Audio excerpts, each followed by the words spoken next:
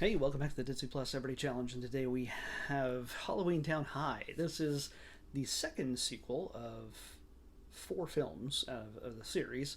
We have returned to Halloweentown we have not seen yet. Oddly enough, I think we've seen these films in order through this series. I'm pretty sure. I could be wrong. But yeah, so we've now seen Halloweentown, Halloweentown 2, Halloweentown High, and Return to Halloweentown is coming up at some point whenever it gets selected, and that's of course alphabetically. I wasn't aware it existed yet, but I looked it up, and it's true. It's there, and we'll see that eventually, as the fates decide. Marnie is back, played by Kimberly Brown, and of course Debbie Reynolds as her grandma, and it's always just like a joy just to see Debbie Reynolds, Carrie Fisher's mom. Uh, Lost both of them way too soon, but seeing her just sort of chewing the scenery and just being an adorable witchy grandma is just fun. So, yeah, she's back, and Marnie has it in her head that she's got to somehow integrate the Halloweentown kids with the normal world kids, and not everybody's on board with that. They think it's a pretty dangerous idea. Of course, the kids all have to disguise themselves as humans, whether they're a werewolf, an ogre, or a troll, or whatever it is. They got to decide. They got to change what they look like in order to exist in the human world and get to know what the world is like. Uh, it'd be a much scarier thing, I guess, to have humans go to Halloweentown and go to school there, I guess. But most of the real world doesn't know about Halloweentown. So Halloweentown's aware of the real world, and yeah, okay. So yeah, Marnie somehow, for some reason, gets gets the council or whoever they are on board with this. I think because she accidentally phrased it wrong and made a bet that she can get the prejudiced humans to accept these kids as part of their world.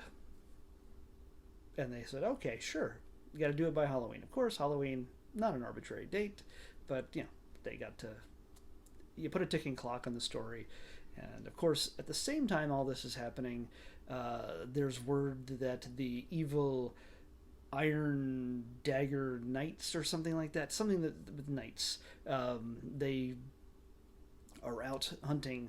They were the ones who used to hunt the creatures of Halloweentown back in the day to keep the world separate. Segregation. There's a storyline pretty much with segregation in this. But of course, in order to balance things out and somehow not make it completely obvious that a certain character is one of the bad guys, I'm not going to say anything else. I mean, just, yeah, it's obvious. By them trying to make it not obvious, they make it obvious. It's, yeah. So yeah, we get to see right now at this point. Marnie, her brother is in this as well. Her little sister Sophie is in this for like a minute or two. She gets to sit on the couch at some point. That's her scene. She has to go to school. I don't know. And then we don't see her for most of the film. This is mostly a Marnie and Dylan story. So yeah, it's and mom's there too. Mom, played by Joan Judith Hogue. I know her from something. I can't remember what it is, but yeah, Judith Hogue. So yeah, some of the other notable characters in this are played by future High School Musical actors. So we get Lucas Lucas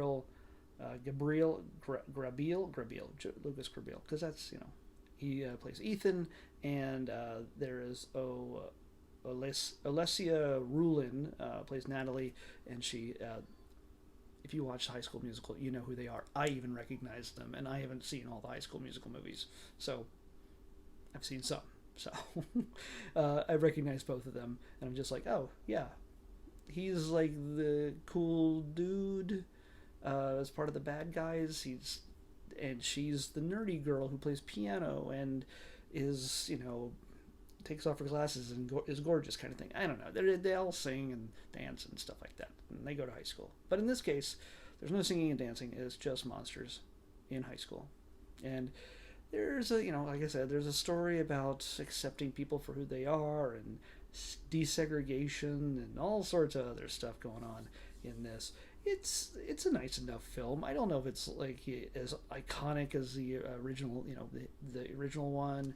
But you know what? I have to admit, Kimberly J. Brown, she is the main character, and she holds her own in this. I mean, she keeps a straight face through all of this. She doesn't look like she's exhausted by having to, oh, another one.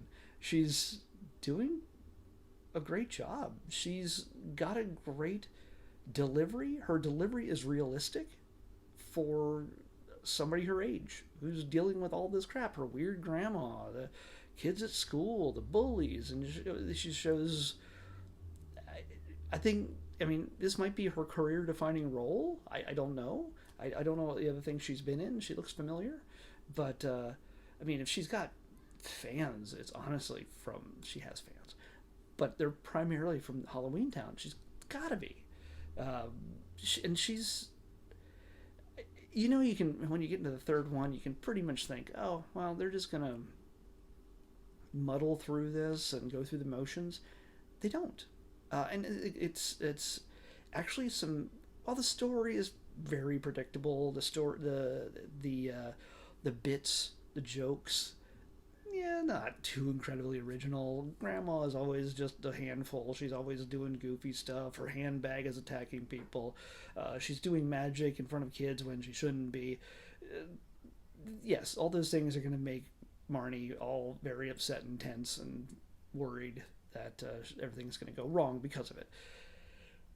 But she rolls with it. Again, Kimberly does a great job of making you believe that she is that she is Marnie, a girl dealing with all this stuff, and that you care for her, you care about what she's going through. She's just not reciting lines, and I like that her delivery, her humorous delivery, it's all. I mean, I realize it's usually always in your face, but she is expressive in ways that I can't really quantify. I'm not an actor, and I'm not a you know I'm not a critic in that sense. I just know that just watching her, she's fantastic, so great.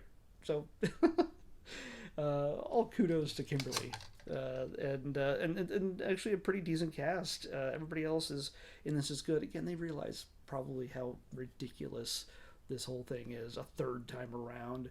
This is, by the way, this is an hour and 23 minutes. It's from 2004. The original was in 1998.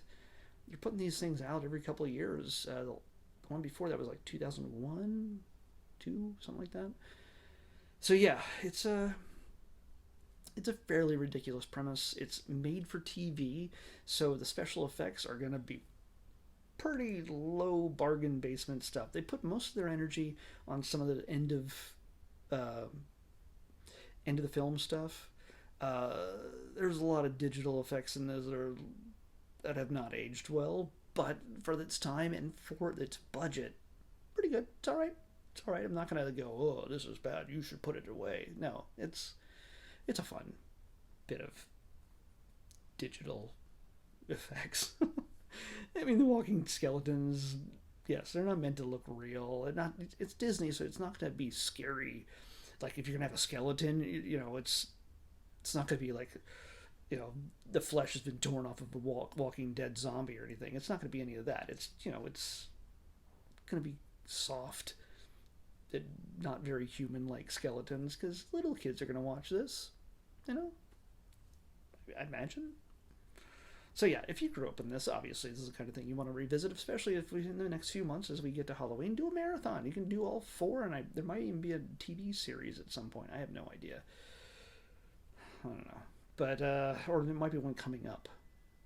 I don't know. Disney Plus is doing all sorts of originals that are just pulling everything out of their butt to create new programming out of stuff that we love. So why not? One of the things I have to say about this that was disturbing above all things is probably know what I'm talking about if you've seen this thing. It's the marshmallow spiders. Nope. Marshmallow spiders. When I see that scene, If I see a marshmallow with 8 legs crawl into my cocoa, I am throwing that cocoa in a volcano.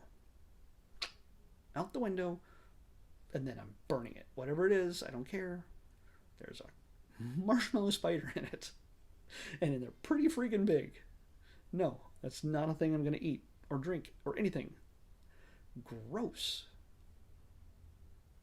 I just had to mention that. Let's pick tomorrow's episode. 518. 518. Come on. Scroll. Why won't you scroll? 518. Oh, okay. All right. We saw the series not too long ago, the original series. There's a new series now on Disney Plus, but we're going to watch the movie. Yep, that means we're going to be watching the Proud Family movie. No. All right. Yeah. I beyond the series, I don't know too much about it, but it's animated, so we'll be watching the Proud Family movie next on the Disney Plus Everyday Challenge. I'll see you back here tomorrow with that. Bye.